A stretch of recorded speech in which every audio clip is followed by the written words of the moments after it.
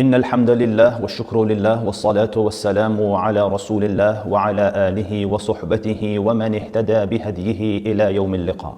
When Allah Rabbul Izzah revealed the verses at the end of Surah Baqarah, لله ما في السماوات وما في الأرض وإن تبدوا ما في أنفسكم أو تخفوه يحاسبكم به الله.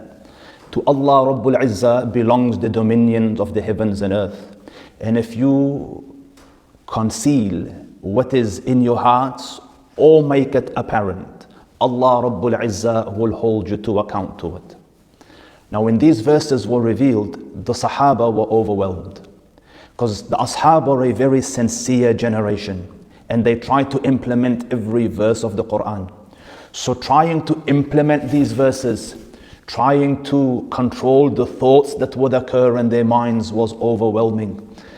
How do you control what happens in your heart and mind? And the verse stated that if a thought crosses your mind, whether you make it apparent, as in act on it, action it, verbalize it, or you conceal it and do nothing about it, Allah will still hold you to account for it.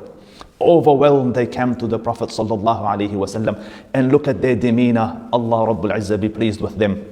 The hadith says, Baraku ala rukab. They fell on their knees to the Prophet. Like they haven't come in arrogance and in cockiness or in challenging, rather in humility, on their knees. O Prophet, amartana bis salati fasallayna. You ordered us to pray, we prayed. Wa amartana bis zakati fazakkayna. You ordered us to give zakat, we gave zakat. Wa amartana bil jihadi fajahadna. And you ordered us to perform jihad and go out in the path of Allah and campaign, and we did. Walakin al-an ja'at التي لا نستطيع. But now a command has come that we simply cannot do it. How can you control a thought that crosses your mind and then before the majesty of Allah be held accountable for it? So the Prophet ﷺ said, أَتُرِيدُونَ أَن تَقُولُوا سَمِعْنَا وَعَصَيْنَا. Do you wish to say we hear and we disobey?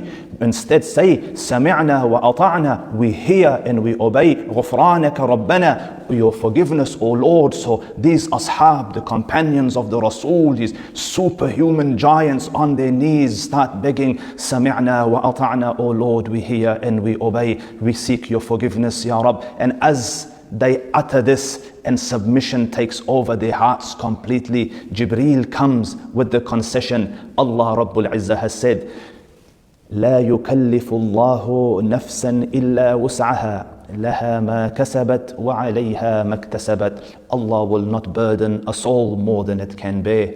For the person is what he has done, and against him is only what he has done. Meaning, if you do good, it will be for you, and if you do wrong, it will be against you. But no longer will evil thoughts be held against you in the day of judgment and in the court of Allah. Evil thoughts that you held yourself back from and didn't action. And may Allah Rabbul Izzah bless and accept from one and all. There is a lesson here, dear ones. Only when you surrender to the wisdom, decree, command of Allah Rabbul Izzah does Allah Rabbul Izzah open the doors for you, find a way out for you, give concessions to you. So in your life, you will see Allah Rabbul Izzah's commands say something clearly, but your reality would be different from that. Or you think, how can I do that? Tell yourself what the companions said. Say, we hear and we obey. And do your best in obeying the verses and the commands that you know you should. And then watch as Allah Rabbul Izzah opens the doors for you, eases your burden for you, finds concessions for you.